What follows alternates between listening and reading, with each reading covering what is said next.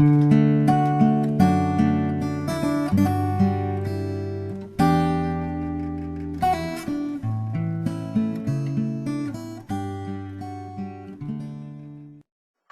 I'm Mariel Hemingway, and we're talking to Jerry Wennstrom, who's written an amazing book called The Inspired Heart. He walked away from a life of being a very successful artist and all the comforts that come with a successful life. And he left it at age 29, and for 15 years he set out on a discovery of who he was and letting go of his identity. And he was guided in unconditional trust. And today we're going to discover what that unconditional trust means and what that meant. And after his 15 years, he moved to Washington State and married and met his wife, Mariel Hemingway, whom he's married to now. And he has continued to do his art, which I'm sure is very, very different from what it was previously. So we are very blessed to be able to speak with him today because I think his journey is so inspirational for all of us who would like to know what it's like to awaken, to know what it's like to give things up. And for Jerry Wennstrom, it took a tremendous amount of courage to give up the comforts of life and to move into the heart and see what it's like to be guided and to really trust. We are blessed to have him here, and Jerry, welcome. Thank you, Mariel. So tell me, what was the catalyst that made you decide to give up everything? There were just many whispers along the way. And as an artist in a studio, and whatever we do creatively, we can probably identify with this somewhat.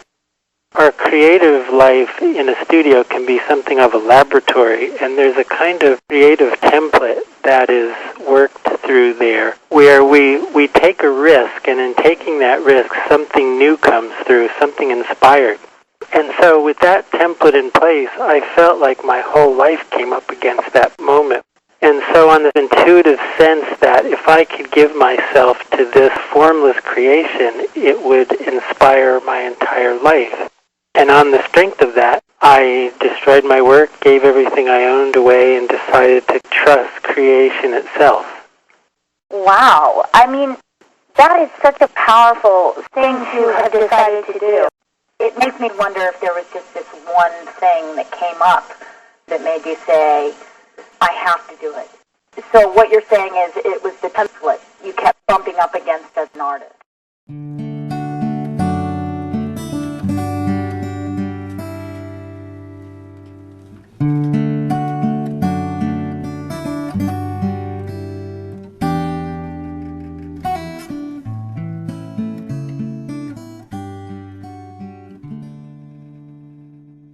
This is Mariel Hemingway, and we're talking to Jerry Wennstrom. So, Jerry, can you continue on explaining really what it is to come against the template you were talking about, the thing that your art just said you had to do something different. You had to be inspired from a different place. Yes. There's a moment where we make a decision, and in many ways there's a wonderful astrological understanding that something called Saturn return at age 29 when radical things happen in our lives. And that was the age I was. We decide at moments that are those crucial moments how much faith we're going to live with. And many of us back away from those moments. But there were many whispers along the way, as I said, and there was also this absolute moment where I sensed some shift happening, and I decided to fast. I stopped painting for the first time in 15 years, and I fasted for a month, and it just became very clear where I got to this place where I realized I could keep doing what I was doing, but it felt like a fear-based choice. And art was very hot in the late 70s. I mean, the artist could do no wrong. And so I had the choice between giving myself to that fear-based choice, or I could follow this allurement that promised nothing and in many ways looked everything like nothing. But I sensed that it would give me everything I was looking for as an artist. And so on the strength of that simple, clear intuition, I gave myself to the process 100%. Nanda has a saying. He says, to set out on any holy purpose, which our lives are, And to die along the way is to succeed. And that's a kind of metaphoric death, where you die of your identity, your will, your good intentions, and everything that we think we are. To come up against that death and to actually walk into it is the place of our success. It's the place, in a sense, of our rebirth. Absolutely. Well, I think transformation happens when you're willing to let the persona die in all of its elements. And sometimes those elements can seem like the best parts of you. So it seems to me that you were willing to look at the things that seemed to be beautiful parts of yourself, the artist. Sometimes we even think of ourselves as humble and spiritual and kind and whatever it is on our journey, but the truth is maybe that's not really the true transformation. So it seems to me that you had a tremendous amount of courage in feeling that was happening inside of you and following it, which takes a leap of faith. I would call that really kind of a quantum leap into your nothingness, which is truly inspiring. And was it frightening in the beginning? Was it more fear-based to go there, or was it more fear-based to stay where you were? Well, I think the duality is one of the things we come up against, that paradox. It was equal amounts of both, which can be paralyzing. When you have such powerful forces of yes and no, what do you do at that moment? But, again, the allurement of something more beautiful. I mean, and again, there's the template that was struck in the studio, where you get a sense of what it takes to arrive at inspiration. And it really is like a quantum leap, because you're no longer in control. But coming to trust that was the stronger part of that paradoxical moment where both of those things were running. It was sheer terror when I looked out of one eye. If I looked out of the other eye, it was incredibly inspiring. I mean, there was this exciting possibility that I just simply sensed. I'm truly inspired by your journey, because I find that on my own path of giving up the persona and letting it die, I find that I need help. Was there anybody that helped you in this process, or were you completely alone? Our prayers are answered, and I think if we can trust our lives, either someone will come along to help us, or we get help from other realms, I would say. But I always felt like there were unseen hands helping my life, and I never would have been able to live this strange and lonely journey, which I lived for 15 years without money. I never could have done it if there wasn't something helping me along the way. I have come to trust completely in that. And even now, my life has entered the world, and that was a whole other challenge. After finally coming to terms with this life that I have jumped into, and then I felt the moment where I was being called back to the world, that in itself was terrifying. Opening up the relationship, I mean, the question is, am I selling out? But it's like we all have what we need to move forward. And you mentioned courage, and at some level, yes, it does take courage. But compared to what comes, it requires actually very little. It just requires courage enough to get beyond our small idea of ourselves. And we think it takes great leaps of courage, and it doesn't necessarily. I mean, it's really just about fully inhabiting our lives and being exactly where we are. Like Lao Tzu says, the journey of 1,000 miles begins where your feet are, and we're all in the best seat in the house for that moment of transformation to occur if we can just come up with that little bit of courage it takes to keep going forward. I can see what you mean. I think that your ability to understand that your heart speaking to you was, like you say, you had one eye that was going, oh my God, this is terrifying. The other eye that was saying, wow, this is so inspiring and I can't do anything but do this. But it's powerful to keep trusting that, to keep falling into the arms of trust. Getting back into the world had to be a powerful experience for you, because in some ways the simplicity of your life had to be daunting. Yes, it was, for sure. And a big part of that was, as I said, opening up to relationship again and just being so physically in the world, being asked to write a book, having the parabola film made about my art and life. I mean, every aspect had a level of terror, but it was no different from leaving the world. As soon as we get comfortable, there's usually something new that calls that needs to be done. But, it feels like the celebratory end of that kind of work, in a way, where I love being in the world. I love my beautiful home on beautiful Whidbey Island with my wife, who I adore. And in many ways, that's the gift of it. The word sacrifice means to make sacred. And if we can take our lives and put it on the altar and trust and go for that allurement that we all have, one way or another, there's something calling to all of us. If we can give ourselves to that and put our lives on the altar with the possibility of losing it forever, it's sanctified and given back. That's sacrifice, to make sacred. And I feel now I can be in the world because it doesn't matter. I'm doing art again. I have a huge body of these large interactive sculptures I'm doing. It's all come back. Check out Jerry's website, www.handsofalchemy.com. And he has some amazing sculptures that one can check out there. It's quite beautiful. Your story, again, I think that there is that willingness to put yourself on the altar of your life and just say, I can give this up in order to be guided, is powerful. And it does make your life sacred. And I think that you are proof of that. Would you say that now that you have no attachment to your life as it is? I think I still struggle with attachment, but it doesn't matter anymore because I'm not dependent on my will, intelligence, and good intentions. I still make mistakes, or I still catch myself being too attached. When we depend on our own will, we are responsible for our actions in a different kind of a way, and we feel the pain of our ups and downs.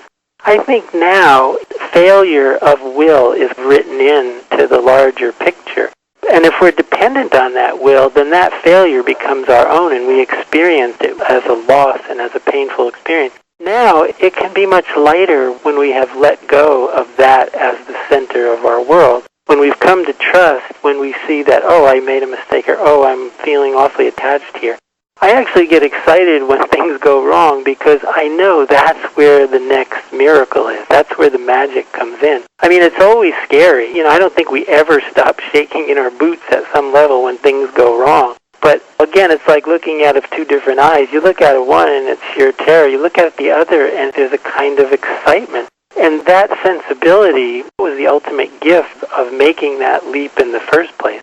To let the gods know you mean business one good time, I feel that becomes the ongoing gift. I think even in Christian theology where they talk about death, until you die and are reborn, you don't experience eternal life. And I think that's in all religions, and in no religion at all. It's a kind of human experience where if we can walk into our death and really just, maybe not survive, that's what the ego thinks.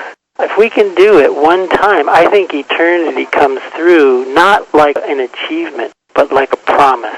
We know we need a miracle now, and that miracle comes right on cue. With that in place, whether you are attached, whether you make mistakes, all of that, you still have to do your impeccable best, but you know your best just isn't good enough, and so you're not so attached to that. It's not what you know is going to save you in the moment. You know it's going to be the next miracle. Well, that's beautiful. I think for anyone on a journey to the sacred, it comes down to getting a taste of what it's like to be connected and guided. It's when you get that taste that you can't go back. That's the beautiful thing of an inspired journey, is that once you have the taste, the will, the ego, the identity doesn't really have its place, even though it kind of fights to hold on. But I think once you have a taste of what it's like to feel connected, or like the journey that you're speaking about, then there's this knowingness that you can't go back. So you're willing to, every time, like you said, when things go wrong, it's the opening to something greater and knowing that the miracle is about to occur.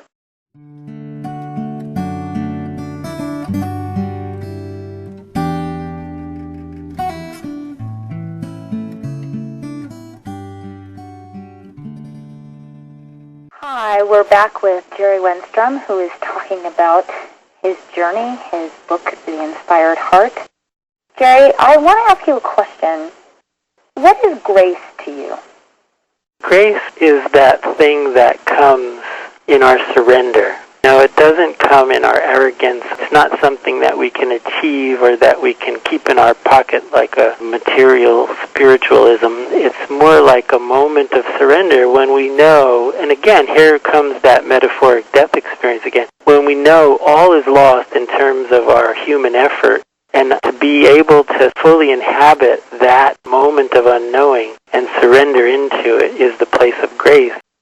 So what what is grace? Grace is the thing that comes through that's exactly what you need, in spite of what you think you need. Mm.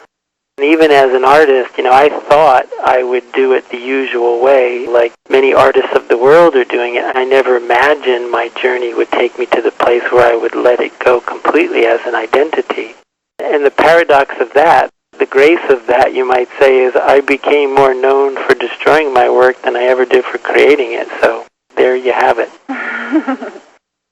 It's like we have many little moments of grace. None of us would survive without it. So it's not like we don't know grace. It's more like coming to recognize, be grateful, and trust it more and more. I didn't just leap into this great big moment of grace, although it became that. It was more like I trusted the little moments of grace, and I've come to see that it had such a reality there was nothing else to trust. Right. When would you say that it went from suffering to the feeling of grace, joy, presence, or connection with God?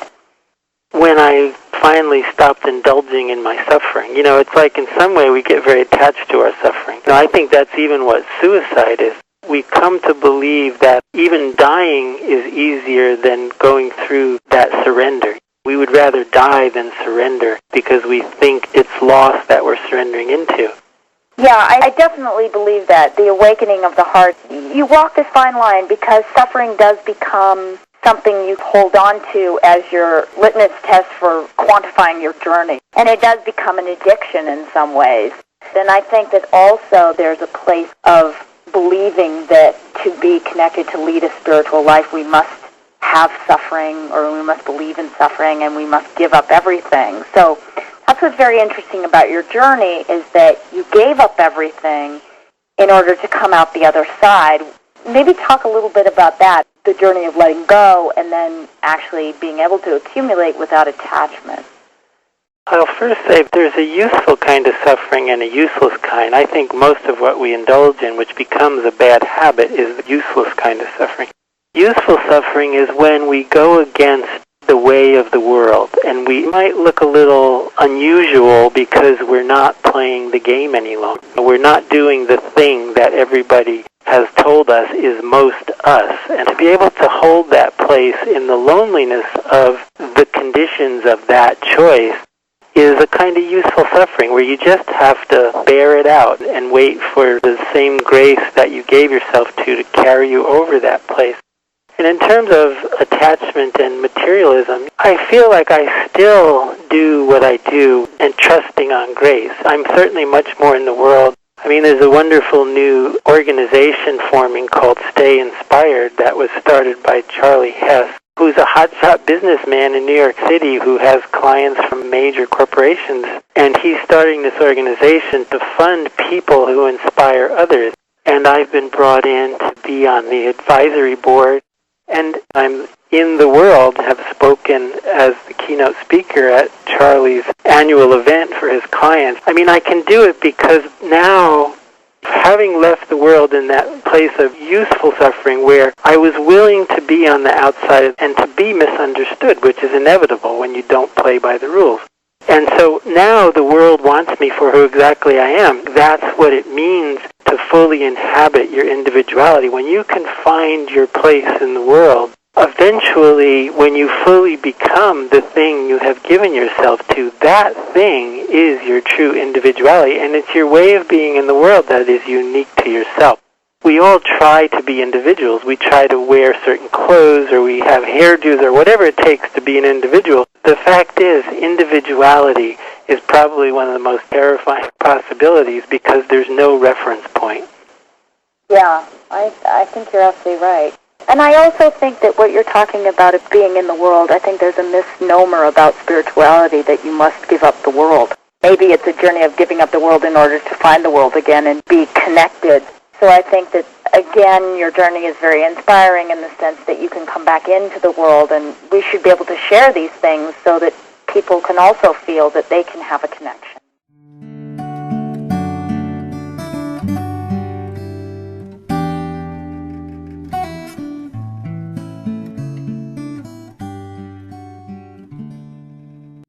Hi, we're back with Jerry Wennstrom. And Jerry, I'm really fascinated by this group called Stay Inspired that spoken about a man named Charlie Hess is the founder of. Sounds like Stay Inspired is a great combination of truly intellectual, spiritual, and guided people who are making a difference in the world. Maybe you could talk a little bit more about that. Yes. When I heard everyone's story, it's really kind of interesting.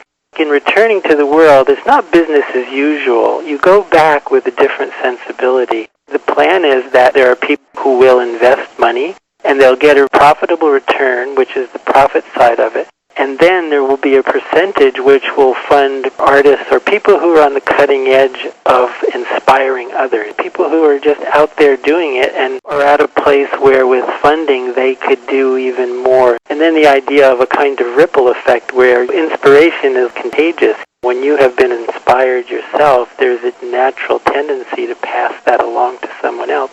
And it's a very internal way to change the world. I mean, when you think about all the things people are doing, the question would come up like, well, why would you fund inspiration? So it's inspiration that changes us at the core, and we're not going to do anything good in the world until we have changed in our core.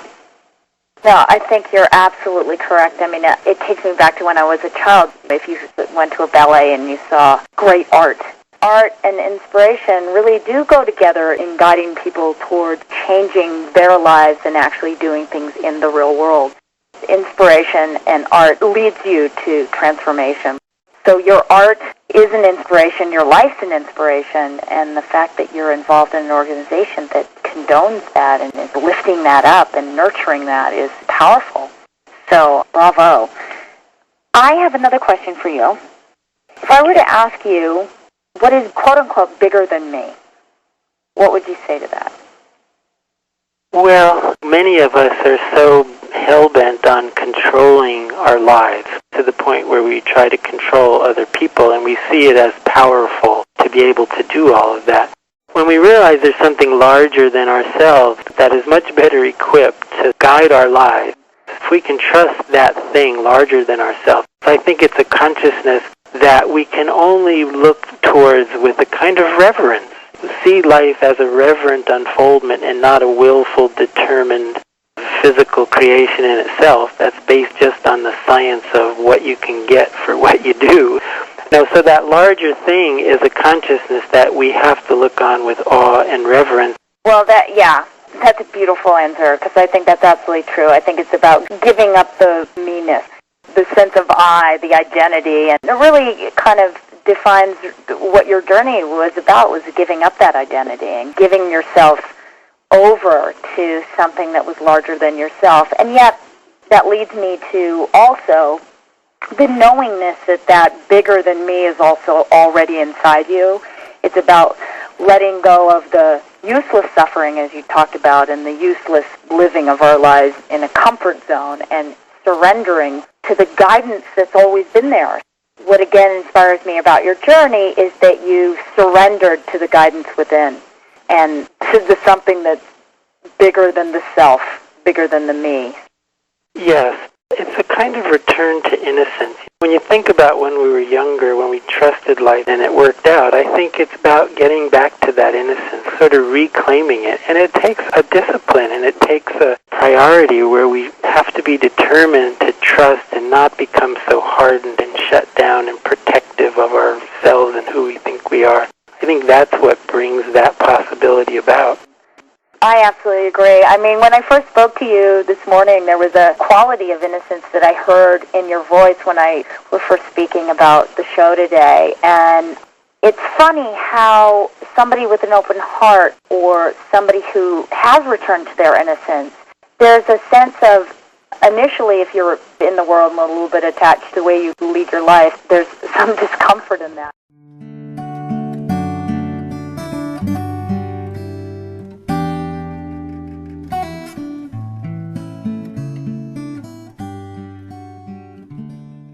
Hi, we're back. I'm Mariel Hemingway, and we're talking to Jerry Wennstrom.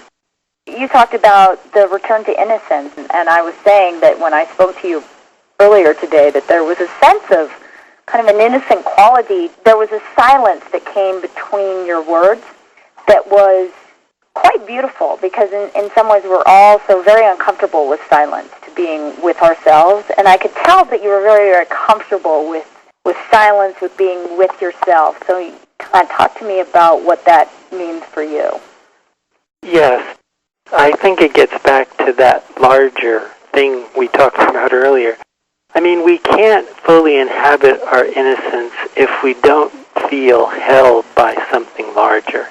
If we're scrapping for our lives every minute, then there are no spaces. There's only survival. There is no innocence. There's only calculation. Now, it's about learning more and more and giving ourselves more to those little bits of courage to trust that thing that we know is the most beautiful possibility for ourselves.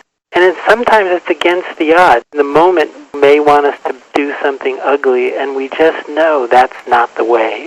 Instead, we take a step back into a kind of useful suffering where we don't participate in that which creates something unbeautiful in the world. And the more we do that, the more you see the way the magic really carries your life. That's the only way we can really return to our innocence, because we know we're not running the show. We have nothing to gain, nothing to lose. We're not scrapping for every little bit of ourselves. Something else is keeping it all going, and in that we can rest. It's like a kind of retirement. The true meaning of retirement is to be able to retire in to the miracle that our lives have always wanted us to be. Children know it, but it's not theirs yet. They don't own it and they lose it. But as adults, we have to create the reality of that for ourselves in that kind of return. So for many people, it actually looks and feels like going backwards. It feels like you're losing here because you're not the thing that the world's been telling you are. To walk more and more into that innocence, you will be more of who you are, and everything that you have valued and invested in will come to life in a new way. The gods are very efficient. Everything we've given our talent and our heart and our life to is returned, sanctified, and it's a different ballgame after that. You can do anything because it doesn't matter. There's a great Zen saying I have stuck right here on my wall that says, "Die while alive and be completely dead. Then do whatever you will. All is good." And we're so afraid of letting go and going into that kind of thing that feels like death, that everything we do doesn't become good. Absolutely. Well, I think, and I say think kind of loudly, is that the problem is that our thoughts get in the way, and we think that the death is more frightening than it is, and actually surrendering into the death of whatever conditioning you come from or whatever it is actually more liberating than the thought of doing it.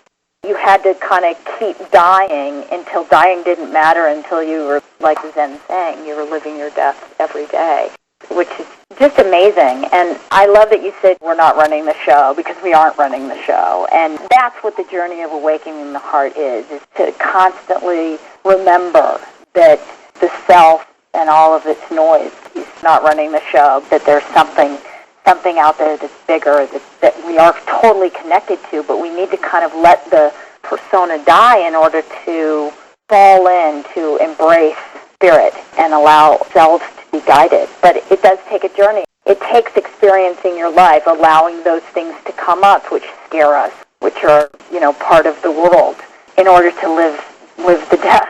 And because in Buddhism, they're preparing every day for death. Part of it is like developing the habit of surrender. Most of us have the habit of panic and fear whenever things go wrong. It's like to change that habit and more with an eye on that innocence, with an eye on grace, with an eye on surrender. Do our very best, but at the same time, give yourself more to that.